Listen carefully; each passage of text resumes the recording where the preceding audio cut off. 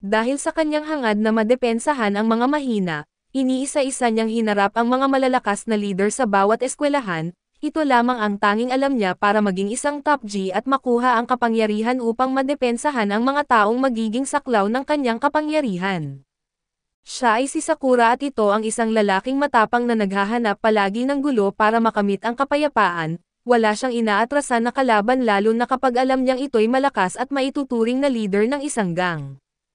At dahil sa nagsisimula na ang Season 2 ng Windbreaker, dito ay kaagad pagkatapos noon ay nagsimula ang labanan sa matinding tensyon at lahat ay abala sa pagbubugbugan ng todo. Pero kahit ganoon si Neri ay nanatiling nakatayo sa isang tabi at palihim na pinagmamasdan ang sitwasyon.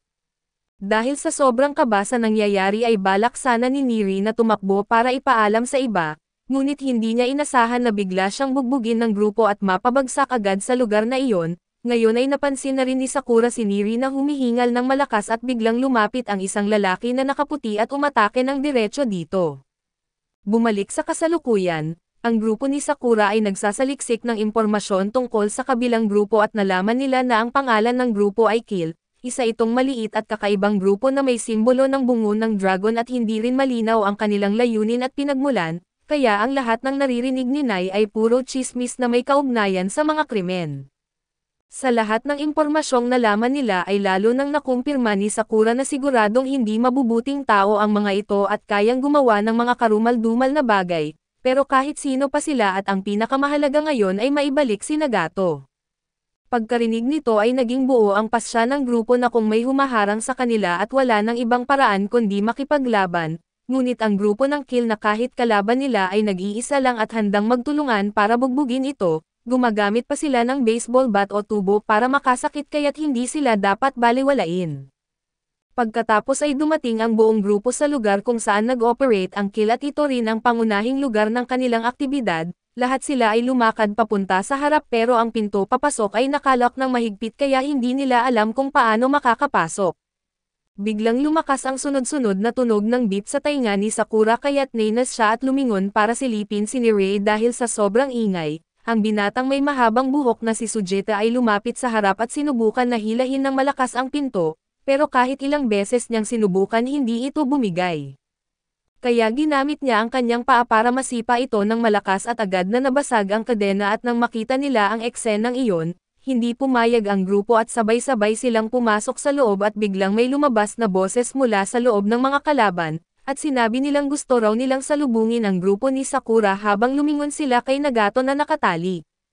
Pagkatapos ay binuhat ng isa sa kanila si Nagato ng may paghamak na dahilan para magalit si Anjay at muntik nang sumugod para labanan sila, pero pinigilan siya ni Sakura at sinabi na ibalik na lang nila si Nagato. Wala raw dapat na ganitong pangyayari at si Nagato ay hindi pa natatapos sa mga itinakdang layunin para sa kanya. Kaya gusto pa nilang gawin ang maraming bagay kay Nagato. Pagkatapos ay inilabas ng pinuno ang kanyang dila at nilait si Sakura at sa nakakalait ng ngiti niya at hindi napigilan ni Sakura ang sobrang galit kaya ginamit niya ang haki sa pagmamasid, buo ang desisyon ni Sakura na bugbugin muna sila bago kunin si Nagato. Pagkarinig nito ang kalaban ay medyo natakot pero halatang makulit pa rin, tinawanan nila si Sakura at tinukso na kahit nagdala ng maraming tao at tinatawag pa rin ang sarili nilang bayani ng lungsod, biglang may dumating na grupo mula sa likod at pumalibot sa grupo ni Sakura. Dahil dito ay nagulat at natakot ang lahat dahil hindi ito tulad ng narinig nilang chismis na maliit lang daw ang grupo ng mga ito, ngayon ay napapalibutan na silang lahat at ang binatang may kulay kahel na buhok ay natuwa ng husto dahil oras na para paggalawin ang katawan. Samantalang si So ay medyo kampante dahil si Taro ay mainit na ang ulo. Ngunit si Taro ay sumusunod sa prinsipyo ni Yumemiya na kapag may kalaban ay hindi dapat palampasin, kaya sinamantala na rin niya ang pagkakataon para ibuhos ang init ng katawan. Kahit ganoon ay sumigaw si Sakura at inutos sa lahat na umatras para siya lang ang haharap sa mga kalaban, ang iba naman ay kailangang maghanda lang para sasalo ng bola kung saan man ito tumama at dahil sa lakas ng utos ni Sakura, ang mga kasama niya ay sumunod din para silang mga binatilyong nakikinig sa hip-hop habang naglalaro ng soccer.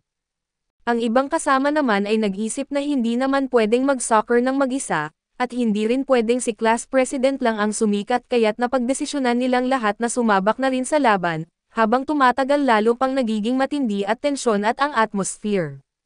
Dahil dito ay natuwa ang pinuno ng kalaban at agad na nagutos na sugurin ang grupo ni Sakura. Pagkadinig ng utos ay biglang nagsilabasan ang kalaban at umatake na parang bubuyog na nasira ang pugad. Hindi rin nagpatalo ang grupo ni Fuji at agad din silang sumugod at mabilis na nagsimula ang matinding gulo, nagkagulo sa labanan ang magkabilang panig. Mula sa malayo ay may isang binata na nakakuha ng isang pamalo kaya't mabilis siyang sumabay sa mga santukan at umatake. May isang tao na nakapagpabagsak ng isang kalaban at sunod naman, isa pang kalaban ang nabagsak din at sina Taiga na may kulay kahel ang buhok at si Mitsuki ay mabilis ding nakapagpabagsak ng ilang kalaban. Sa kabilang banda, si Su ay hindi rin nagpatalo at nakabagsak din ng isa kaso kailangan niyang manatili roon para buhatin si Neri na parang pabigat. Ngayon naman sina Sakura at Tsujashita ay napakalakas na at binugbog na ang mga kalaban nila. Hindi inaasahan ng mga kalaban na ganoon pala kalakas si Sakura at biglang sumugod si Sakura at sinasakal ang isang kalaban saka ibinagsak ito diretso sa sahig. Sa itaas ay napansin ng pinuno ng kalaban ang 5 pinakamalalakas na miyembro ng Fujin. Bumalik kay Sakura ay nagutos siya kay Anay na kumilos, at sabay silang sumugod habang ang iba ay tumulong na gumawa ng daan para sa kanila.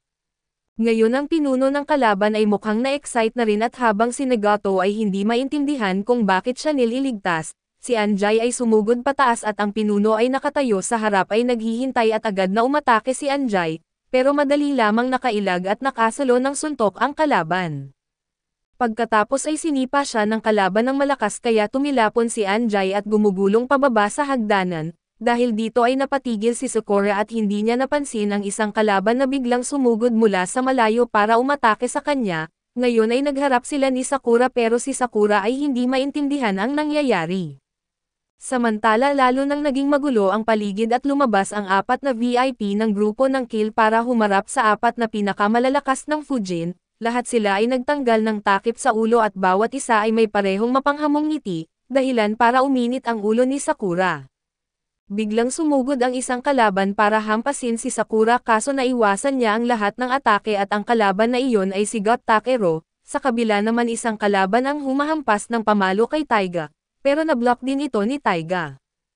Ayon kay Taiga na kahit suntok o armas ang gamitin, basta't masama ang kalaban at hindi kakampi ni Sakura ay dapat itong talunin at ang kalaban na iyon ay si Kirishima Shu. Samantala si Tsujashita ay humarap sa isang kalaban na may dalang pamalo na nagpakilala bilang Magamitay.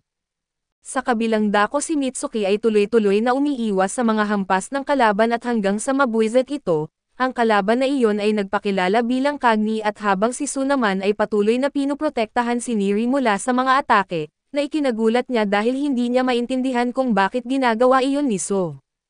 Ang kalaban na tinutukoy dito ay si Tan Hansok na may isang mata lamang at ngayon, ang 4 na kasama sa kabila ay ubos na ang lakas at nawalan ng konsentrasyon kaya nabugbog sila ng kalaban at bumagsak. Nang makita iyon ay agad na sumugod si Sakura pero hinarang siya ni Kirishima. Ngumiti si Kirishima ng mapanghamak dahil ayaw niyang maiwan sa lugar na iyon, dahil dito ay nagalit si Sakura at sumugod para suntukin siya ng malakas, pero bigla siyang inatake ng isa pang kalaban mula sa likod. Mas lalo pang uminit ang ulo ni Sakura at sa itaas ang pinuno ng kalaban ay nakaupo at malakas ang tawa. Alam niya na dahil sa 5 miyembro ng Fujin kaya pantay pa ang laban, at kung mapipigilan sila na siguradong panalo sila dahil sa dami ng tauhan nila.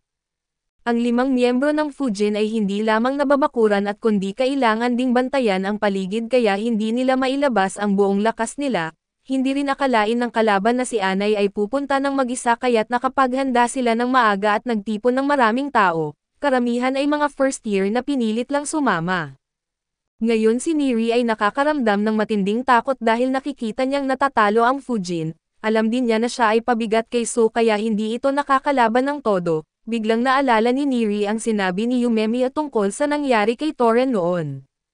Dahil alam niyang hindi maganda ang kalagayan at nagpasya si Neri na sumugod para makatulong, tumakbo siya at itinulak ang isang kalaban palayo at nang makita ito ay isang kalaban ang biglang sumugod at hinawakan ang ulo ni Neri at sinipa siya palayo.